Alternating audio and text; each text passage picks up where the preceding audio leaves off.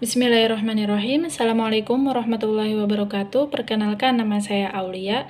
Saya dari jurusan Hukum Ekonomi Syariah Muamalah kelas A semester 3. Di sini saya akan mereview kembali materi yang telah saya dapatkan selama 1 semester guna untuk menjalankan tugas akhir, tugas UAS dari materi kuliah Politik Hukum Ekonomi Syariah.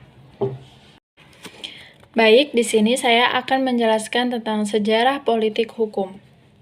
Sejarah politik hukum tidak dapat ditentukan kapan adanya dan siapa pencetusnya. Akan tetapi, pada zaman Yunani kuno telah dikenalkan politik hukum sebagai disiplin ilmu akibat dari ketidakpuasan dan kegelisahan para teoritis dan filsuf terhadap penemuan hukum yang selama ini digunakan. Dan kehadirannya ini dijadikan antitesis terhadap aliran hukum konvensional yang beranggapan bahwa hukum itu independen dan tidak memiliki relasi dengan entitas pendukung. Padahal hal tersebut itu salah, karena jika hukum itu tidak memiliki relasi dengan identitas pendukung, maka akan tertinggal oleh pengembangan dinamika masyarakat yang semakin besar dan permasalahan juga akan semakin kompleks. Baik, di sini saya akan menjelaskan tentang kompilasi hukum ekonomi syariah. Jenis peraturannya yaitu perma atau peraturan Mahkamah Agung. Yang pertama yaitu outline peraturannya terdapat dalam buku 1, kompilasi hukum ekonomi syariah, yaitu terdiri dari 3 bab, 19 pasal, yang pada intinya menjelaskan tentang subjek hukum dan amwal. Buku 1 tersebut diatur tentang prinsip-prinsip dasar mengenai hukum dan hak kebendaan. Lalu yang kedua, dalam buku 2 ini dibahas mengenai akad. Akad yaitu suatu perjanjian antara satu pihak dengan pihak lainnya yang mengenai suatu tindakan tentang melakukan hukum tertentu. Dengan demikian dipahami bahwa akad yaitu kesepakatan atau hubungan antara dua pihak atau lebih yang diungkapkan dalam suatu ijab dan qabul untuk melakukan maupun tidak melakukan sesuatu, yang kemudian menimbulkan hak dan kewajiban di antara para pihak. Dalam buku 3, ini membahas mengenai ketentuan umum zakat dan hibah. Zakat adalah suatu tindakan menyisihkan sebagian harta orang muslim lalu diserahkan kepada yang berhak mendapatkannya. Sedangkan hibah yaitu penyerahan kepemilikan suatu barang tanpa mendapatkan imbalan. Dan dalam buku 4, kompilasi hukum ekonomi syariah ini membahas mengenai cakupan akuntansi syariah dalam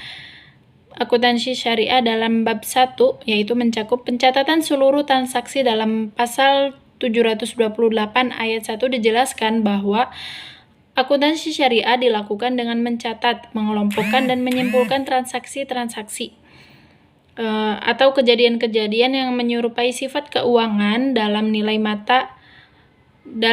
mata uang untuk dijadikan bahan informasi dan analisis bagi pihak-pihak secara proporsional berkepentingan.